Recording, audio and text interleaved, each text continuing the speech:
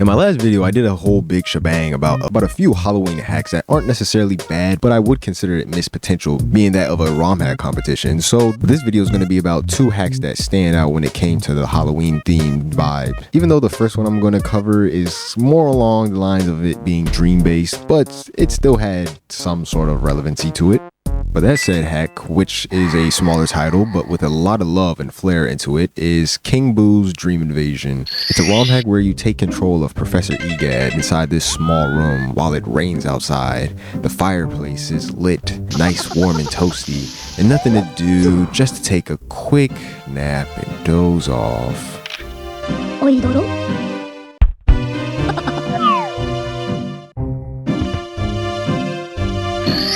I gotta say though, the audio clips he has, not only are they still comical and funny, and even if it is the same as the Luigi's Mansions, for some reason it just felt wholesome hearing it. I don't know why. I guess the vibe of it being like grandpa or your old grandpa or something.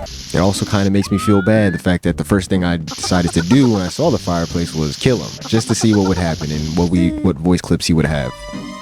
You know, just for curiosity's sake. I'm not insane whatsoever. But as we doze off, we enter the dream world. I was testing the poltergeist out since that was one of the controllable features in this game, and all of a sudden, out of nowhere, a whole bunch of boos started invading his dream. About 20 of them. So that's basically the game's premise. Using the actual poltergeist to vacuum up these boos, Luigi's Mansion style. But not only that, you'll be stomping on boos, which in this game, they're more roundish, which I do like that as a detail instead of just the regular default. Collecting gold doubloons and that are actually 3D, as well as the coins being in 3D. And not only that, I really love the visuals for this hack. It's bright and colorful, but not too bright. And with the music added with the Sonic Mania flair, and I'm guessing it was a remix rendition of it, and the hunt for the boos just makes this feel like a playground or something, maybe like Professor Egad's younger years. And oh yeah, also there's a few cameos here as well, like Dream before his mask reveal, Rainbow Road with a Toad that wishes he brought his cart, Luigi floating menacingly while seemingly being annoyed by us pestering him, Mario looking high out of his mind, and Sans.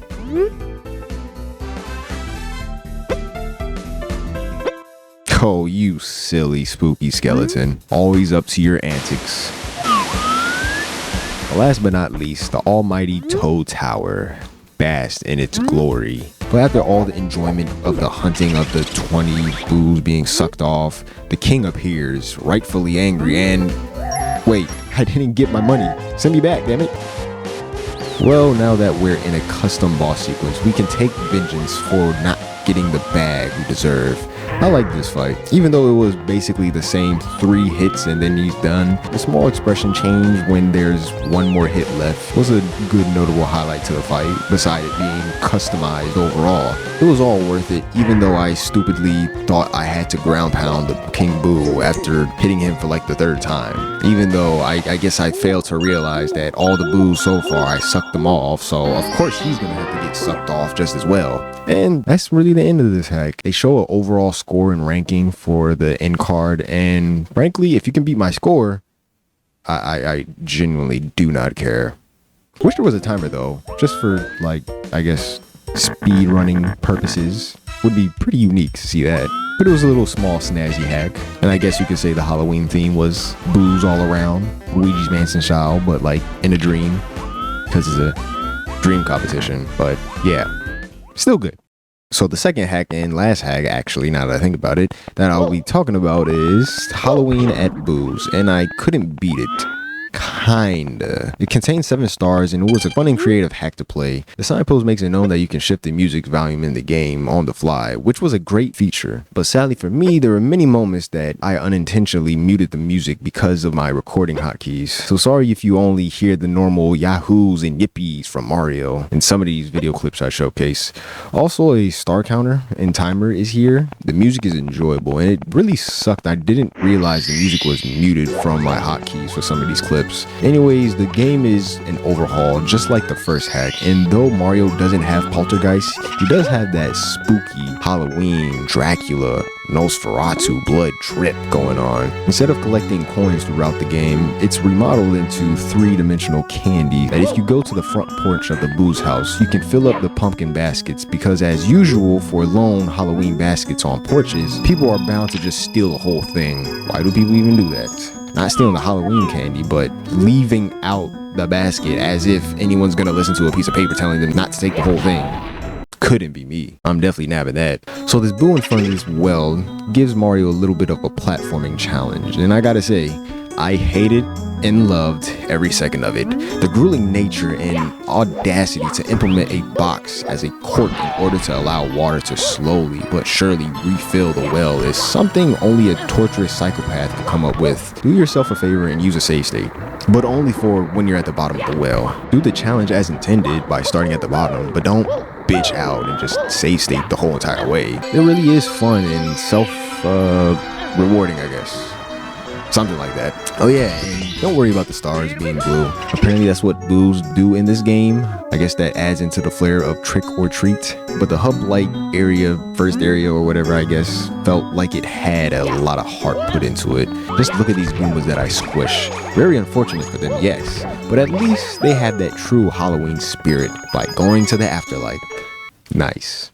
So entering the house, the first thing I noticed was the music, and added that beloved Chrono Trigger OST, and here's genius. If I'm wrong and this isn't Chrono Trigger music, please tell me what it is and why it sounds relatively close to it. The rooms in this interconnected house feel fresh and stylized as well. And given that it's a Boo house, of course they're gonna have some trickster ways and antics. Some examples being that of the invisible one-way see-through walls that aren't even walls, hidden doors to hidden rooms. Hell, I like the fact that one room has like a windy draft effect along the wall at the bottom side of it. But what I hated here was this dark AF room that made platforming a real bitch. More on that later. Exiting the dark area and going through these double doors in front of it led to this hedge maze that this Boo asks of you to help its kids. Mario, being who he is, can't say no, obviously. So we venture through while dodging Boos that hate people named Mario. Which, I don't get that, but okay. The idea of jumping on the top of the hedges is a big no-no, or at least I just didn't feel like reaching the highest point possible. Maybe you could probably actually get to the top with an L to levitate cheat, but I didn't feel like doing all that. After many kids later, Mario was rewarded a star, and this right here is a doozy. Apparently, they aren't even this Boo's kids. They aren't even kids. Ghosts can't even have kids. Yeah, I'd say this Boo deserves a raise. So I went to King Boo to ask him for that raise, and instead of complying, he proceeds to choose violence, and we die shortly after because I didn't read the text box. But now knowing the circumstances, this time I managed to turn the tables, thus ending the jazzy Mario story music as well as all of the music throughout this hack. Yeah, I don't know why that happens, but apparently King Boo is known to kill all of the music, or at least in ROM hacks. I don't know how that was handled in the original game. Now, remember that dark room I mentioned earlier? Yeah, so besides that repetitive annoyance of failing in pitch black lighting being very dark and then very somewhat seeable, I finally made the best progress, only to lose all my health. And instead of having Mario die and getting sent to the afterlife, he gets sent into a gay baby jail type of state where he just kept respawning over and over and over and just dying multiple times. And it sucked because even if you do die, you can't lose any lives, which makes me question why does this game even have any lives if they're just gonna make it so that you just can't lose it. And frankly, that was probably my only biggest nitpick in this hack. And that's how my game ended, on the worst note possible. But luckily enough, regardless of how many stars you have, you can get the actual end card screen by just leaving through the gate. So I guess regardless on how many stars you get, you basically kind of get your sweet ending. Well, that was very anticlimactic.